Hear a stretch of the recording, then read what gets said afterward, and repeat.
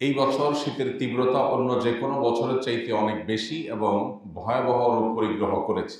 দেশের বিভিন্ন অঞ্চলে প্রতিদিনই প্রায় রেকর্ড সংখ্যক শীত এবং ঠান্ডা প্রতিদিনই পড়ছে এবং দিন যত যাচ্ছে সেটা তীব্র থেকে তীব্রতর হচ্ছে।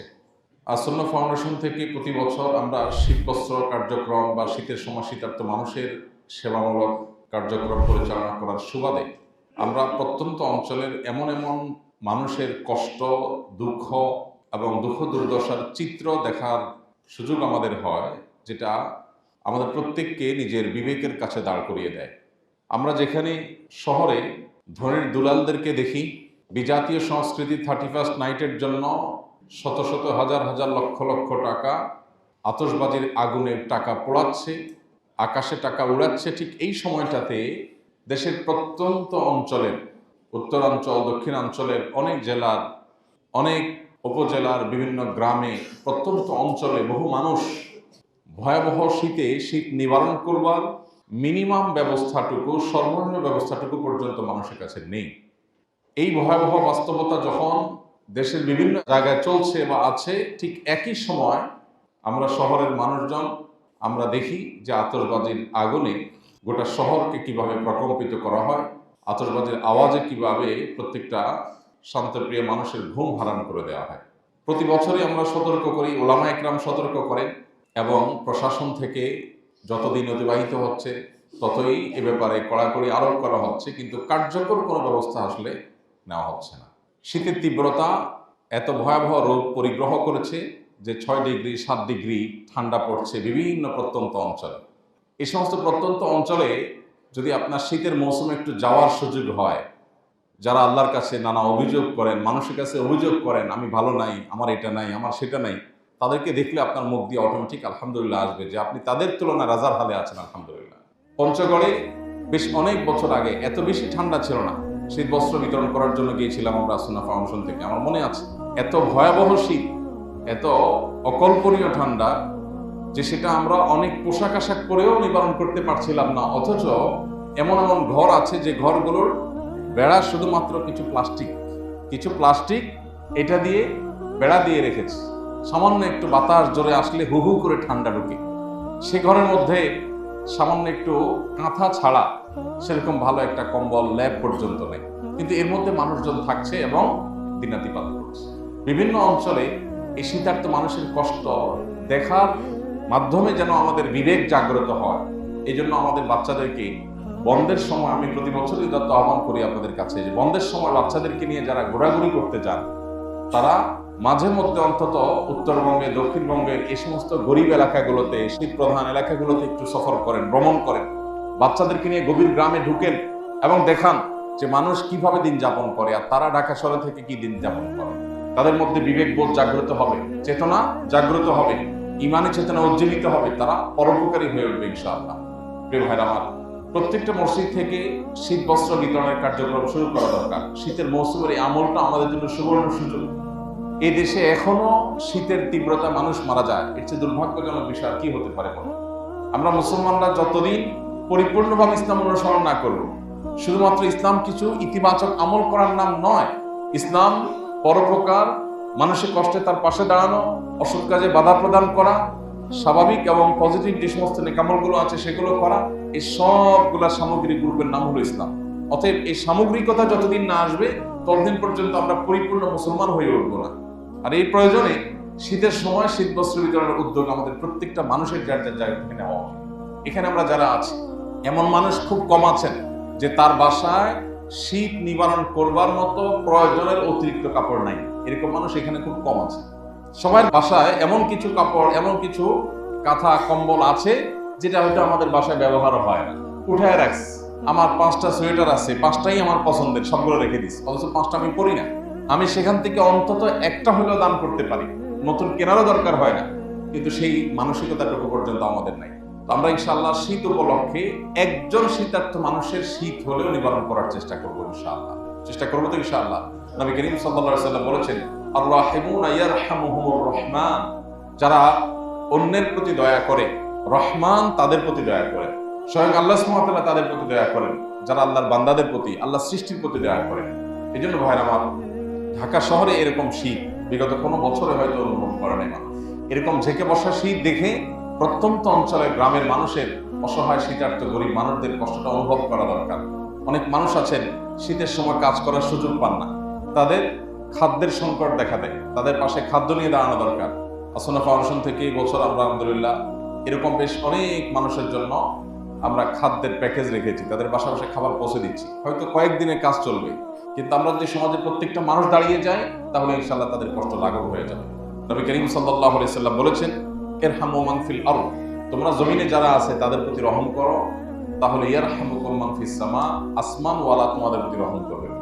এই জন্য ভাই শীত উপলক্ষে আমরা ব্যবহৃত কাপড় চোপড়ের মধ্য থেকে সুন্দর করে ধুয়ে পরিষ্কার করে ভাঁজ করে একটা কাপড় একজন শীতার্থ মানুষকে দিতে পারি, একজন গরিব মানুষকে দিতে পারি। আপনি বাজারে বাজার করতে যান, একটা অতিরিক্ত শীতের কাপড় নিয়ে যান, একজোড়া মোজা সুন্দর করে ধুয়ে পরিষ্কার করে নিয়ে যান। দেখবেন অনেক গরিব মানুষ আছেন রাস্তার পাশে শুয়ে আছে, অথবা আপনার আশেপাশে অনেক লোক আছেন যারা অনেক কষ্ট করছে।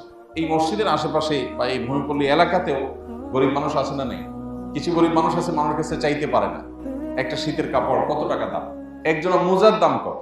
আমরা এবার 50,000 মোজা, 50,000 কানটুপি বিভিন্ন গ্রামের গরিব বাচ্চাদের জন্য, মাদ্রাসা স্কুলের বাচ্চাদের জন্য আমরা বিতরণ করছি। 50 টাকা হলে একটা কানটুপি, ভালো একটা কানটুপি পাওয়া যায়। 50 টাকা হলে সুন্দর একজোড়া মোজা পাওয়া যায়। মাত্র 50 টাকায় আমি একটা নতুন একজোড়া মোজা দিতে পারি, একটা কানটুপি দিতে পারি, শীতের টুপি দিতে পারি। এরকম বহু কাজ আছে যেটা চাইলে আমরা উদ্যোগ নিতে পারি। এই মসজিদ থেকে উদ্যোগ নেওয়া উচিত। গত বছর তো নেওয়া হয়েছিল, বরং এলাকার জন্য ছোট্ট পরিসরে উদ্যোগ নেওয়া যেতে পারে যে এই ভূমিপল্লীর মধ্যে যারা গরিব মানুষ আছেন তাদের জন্য রেখে দেওয়া হবে মসজিদের এক পাশে। শুক্রবার বা কোনো একটা দিন আসর পরে তারা এসে যার যার দরকার সে নিয়ে যাবে, অথবা ঘরে ঘরে গিয়ে তাদের তালিকা করে তাদের নিড আছে তাদের ঘরে ঘরে পৌঁছে দেওয়া হবে। আমরা যদি সবাই প্রত্যেকটা মানুষ সতর্ক হই এবং প্রত্যেকটা মানুষ যদি দায়িত্ববান হই তাহলে ইনশাআল্লাহ এলাকাতে আর কোনো মানুষ কষ্টে থাকবে না। আল্লাহ আমাদের সবাইকে তৌফিক দান করুন। এই শীতের মৌসুমে আজকে নিয়ত করে ফেলি যে এখান থেকে ইনশাআল্লাহ গিয়ে আমরা উদ্যোগ নেব যে আমাদের বাসায় একটা চিরুনি অভিযান চালাবো। কোন কোন শীতের কাপড়, শীতের পোশাক আছে যেগুলো আমাদের ব্যবহার হয়, তার কিছু অংশ আমি ডোনেশন করবো। আর নতুন কিনে দিতে গেলে মাত্র 50 টাকা বাজেটে সম্ভব, অন্তত এক জোড়া মতো চেষ্টা করবো তো ইনশাআল্লাহ। আল্লাহ আমাদের সবাইকে তৌফিক দান করুন। প্রিয় ভাইরা আমার, শীতের এই মৌসুমটিতে আরেকটি গুরুত্বপূর্ণ আমল আমাদের করবার সুযোগ আছে। প্রতি বছরই আমরা আপনাদেরকে স্মরণ করাই দিই, সেটি হলো শীতের সময় রাত অনেক দীর্ঘ হয়, অনেক বড় হয়। এই দীর্ঘ এবং বড় রাতে যদি সুন্নাহসম্মত লাইফস্টাইল মেনটেন করি, আমরা যদি আগে আগে ঘুমায় যাই তাহলে খুব সহজে আমাদের তাহাজ্জুদ পড়ার তৌফিক হবে।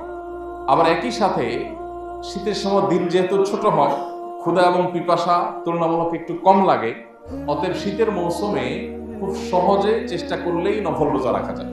অন্য সময় যাদের রোজা রাখতে একটু কষ্ট হয়, শীতের সময় তাদের রোজা রাখতে সেই কষ্টটা সেভাবে হয় না। এই জন্য হাদিসে বর্ণিত হয়েছে আল গনিমাতুল বারিদা আস-সাওমু ফিশ শীতা, শীতের মৌসুমে রোজা রাখতে পারা এটা হলো শীতল সুবর্ণ সুযোগ। শীত মৌসুম উপলক্ষে এটা আমাদের রাখা দরকার। সোমবার, বৃহস্পতিবার, আইয়াম বীজ এই দিনগুলোর বাইরেও শুধু শীত যাচ্ছে এই উপলক্ষে আমাদের 2-4টা রোজা রাখা দরকার। প্রতি বছরই আপনাদেরকে আমরা স্মরণ করাই, তো এই আমলটা আমরা চেষ্টা করতে পারি, চেষ্টা করবো তো ইনশাআল্লাহ। আল্লাহ আমাদেরকে তৌফিক দান করুন। বাচ্চাদেরকে নফল রোজার অভ্যাস করবেন। সাহাবায়ে কেরাম নিজেদের বাচ্চাদেরকে বাসায় তারা নফল রোজার অভ্যাস করতেন। আশুরার রোজা বাচ্চাদেরকে খেলনা দিয়ে ভুলিয়ে রেখে রোজা রাখাতেন সাহাবীরা। দেখুন আমাদের সাথে তাদের পার্থক্যের জায়গা। আমরা আমাদের সন্তানদেরকে শুধু ভোগ শিখাই। আমরা সবসময় বলার চেষ্টা করি ভোগ শেখাতে হয় না, ভোগ শেখানোর দরকার হয় না, ভোগ যে কেউ করতে পারে, ত্যাগ এটা সবাই পারে না। বাচ্চাদেরকে ভোগ না শিখিয়ে বরং স্যাক্রিফাইস এবং ত্যাগ শেখানো উচিত আমাদের। আমরা যদি বাচ্চাদেরকে ত্যাগ করা শিখাই তাহলে ওদের জীবনে যে কোনো কষ্ট, যে কোনো মুসিবত, যে কোনো বিপদে ওরা ভেঙে পড়বে না, মেরুদণ্ড সোজা করে দাঁড়াতে পারবে। কিন্তু যদি আমরা তাদেরকে ভোগবাদী করে তুলি তাহলে জীবনে এমন এক পরিস্থিতি আসতে পারে যখন সে মুষড়ে পড়বে, ভেঙে পড়বে, যখন সে টিকে থাকতে পারবে না। এই জন্য বাচ্চাদেরকে রোজা রাখার অভ্যাস যে বাচ্চারা নিতে পারে, ধর 10 বছর, 12 বছর, 14 বছর, 15 বছর বয়স হয়ে গেছে, এই বাচ্চাকে নফল রোজা রাখা অভ্যাস করে। এই বাচ্চা যদি ক্ষুধার কষ্ট সে বুঝে, সে যদি অন্যান্য কষ্ট অনুধাবন করতে পারে, তাহলে বিপদগ্রস্ত মানুষদের পাশে সে দাঁড়াবার মতো মানসিকতা তৈরি হবে। প্রত্যেকটা জায়গায়, প্রতিটা ফ্যামিলিতে এখন আমাদের সন্তানদেরকে আমরা ভোগবাদী করে গড়ে তুলছি। প্রত্যেকটা বাবা মা পাগল করা কিভাবে বাচ্চার মুখে হাসি ফোটাবে। হ্যাঁ, এই চেষ্টাটা স্বাভাবিক এবং ভালো, এটা নিষেধ না। কিন্তু সারাদিন শুধু হাসাবেন বাচ্চাকে কখনো কষ্ট সহিষ্ণু করবেন না, এটা কোনো আদর্শ বাবার কাজ। এটা কখনো আদর্শ মায়ের কাজ না, আদর্শ প্যারেন্টসের কাজ না। আদর্শ প্যারেন্টের কাজ হলো যে বাচ্চা আমার আরাম করতে শিখবে, ভোগ যেমন সে জানবে, ত্যাগও সে জানবে, স্যাক্রিফাইসও সে জানবে। ভোগ করার জন্য শীতের মৌসুমে কক্সবাজার চলে যান, কিন্তু মাঝে মধ্যে একটু গরিব মানুষদের বাড়িতে নিয়ে যান। যারা গ্রামে ঘুরতে যান, আপনার গ্রামে অনেক অসহায় মানুষ আছে, আত্মীয় স্বজনের বাড়িতে যাওয়া যেমন আপনার কর্তব্য, অসহায় মানুষগুলোর বাড়িতে বাচ্চাদেরকে নিয়ে যান, তাদের সাথে বসেন, তাদেরকে আপন করেন, তাদের কষ্টটা লাঘব করার একটু উদ্যোগ নেন, একটু চেষ্টা করেন। এই জিনিসটা হারিয়ে গেছে। কেন আজকে আমাদের তরুণদের এবং কিশোরদের মধ্যে বসে যাওয়ার, নষ্ট হয়ে যাওয়ার, উচ্ছৃঙ্খল হয়ে যাওয়ার, বিপদগামী হয়ে যাওয়ার এই প্রবণতা ভয়াবহ আকার ধারণ করছে? কারণ কি? এর অন্যতম কারণ হলো শিক্ষা ব্যবস্থাতে তো নীতি নৈতিকতা নাই। বাসাগুলোতে, পরিবারগুলোতে, ঘর বাড়িতে, সেখানেও নীতি নৈতিকতার কোনো চর্চা নেই, সেখানেও স্যাক্রিফাইসের চর্চা নেই, সেখানে শুধু ভোগের চর্চা। আল্লাহ তাআলা আমাদেরকে বোঝার তৌফিক দান করুন। ভাইরা আমার, তাহলে শীত উপলক্ষে অনেকগুলো আমলের কথা আমরা সাধারণত প্রতি বছর আপনাদেরকে বলি। আমি যদি কাস্টমাইজ করে বলি, আর কিছু না হোক, শীত উপলক্ষে শীতার্ত গরিব মানুষদের পাশে দাঁড়াবার জন্য সাধ্য অনুযায়ী চেষ্টা করি। আপনার বাসার যে কাজের লোকটা আছে, তাকে আপনি খবর নেন যে তার শীতের সব কাপড় চোপড় আছে কি। সে যখন আপনার বাসায় কাজ করতে আসে, ফ্লোরে সে খালি পায়ে হাঁটে, আপনি হয়তো স্যান্ডেল পরে হাঁটেন। তো ওই টাইমটাতে সেও তো মানুষ, তারও তো কষ্ট হয়, তাকে এক জোড়া স্যান্ডেল কিনে দেন, যেটা আপনি কাজের সময় ব্যবহার করবেন। আপনার অধীনস্থ অনেক মানুষজন আছে যারা অনেক কষ্ট আছেন, একটু গভীরভাবে তাকালে দেখবেন যে কষ্টটা আছে, কিন্তু সেই কষ্ট বলতে পারেন। তো আমরা যদি প্রত্যেকটা মানুষ এরকম মানবিক হই এবং প্রত্যেকটা মানুষ যদি দায়িত্বশীল হই, তাহলে বাংলাদেশের চেহারা বদলে যাবে। কিন্তু আমরা অন্যের ভুল ধারণার ব্যাপারে মারাত্মক ওস্তাদ, কিন্তু নিজের যে ডেভেলপমেন্টের জায়গা আছে, আমার মধ্যেও যে অনেক স্বার্থপরতার জায়গা বাসা বেঁধে আছে, এটা আমরা অনেক সময় লক্ষ্য করি না। তো শীত উপলক্ষে অন্তত আমরা এই আমলটাকে সবাই করার চেষ্টা করতে পারি। আমাদের বাচ্চাদেরকে দিয়ে আমরা গরিব অসহায় বাচ্চাদের শীত নিবারণের জন্য উদ্যোগ নিতে পারি। যে বাচ্চা যখন আপনার সাথে যাবে বা সে নিজে হাতে নিয়ে কোনো গরিবের গায়ে কোনো কিছু দিবে, তখন এই বাচ্চা আরেকজনকে কষ্ট দিতে 10 বার চিন্তা করবে। আজকে যে সমস্ত ঘরের ছেলেরা এই আতশবাজির আগুনে, পটকার আওয়াজে যারা মানুষের ঘুম হারাম করছে, যারা হার্টের রোগীদেরকে মৃত্যুর দিকে ঠেলে দিচ্ছে, যারা পশু পাখি এবং পরিবেশকে বিপর্যস্ত করছে, গোটা পরিবেশকে ধ্বংসের দিকে ঠেলে দিচ্ছে, এবং এই বিশাল বৈদ্যুতিক তারের জাল বেছানোর শহরে যারা আতঙ্ক তৈরি করছে, এই বাচ্চাগুলো যদি পরিবার থেকে মিনিমাম নৈতিকতার শিক্ষা পেতে, কোনোদিন এদের দ্বারা এটা সম্ভব হবে।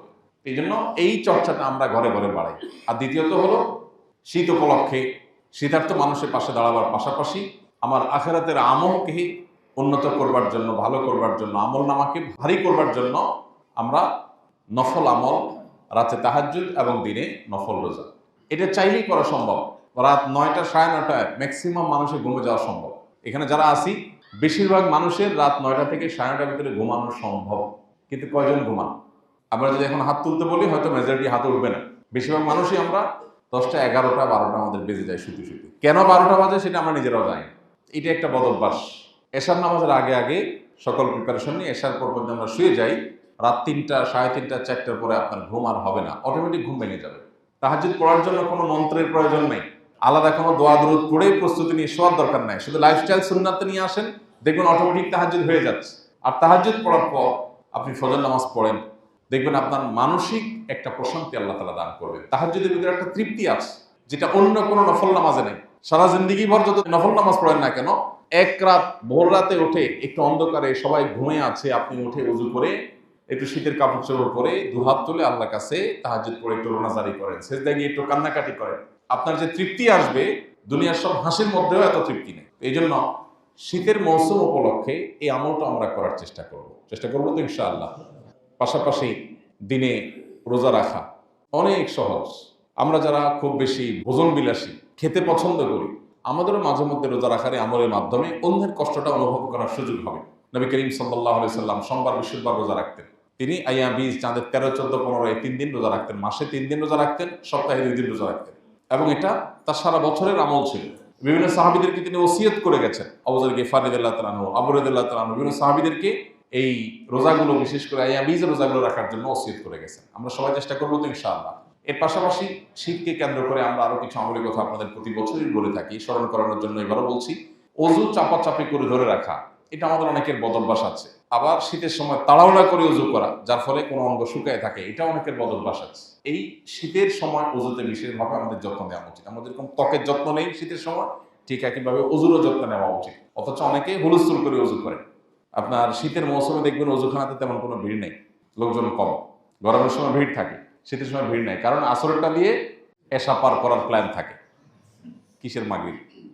পারলে জোহরটা দিয়া এশা পার করতে পারলে বাঁচে, এমন একটা অবস্থা। তো এই যে এত শীতের ভয়, এখন গিজার আছে, ওয়ালের মধ্যে আমরা আছি।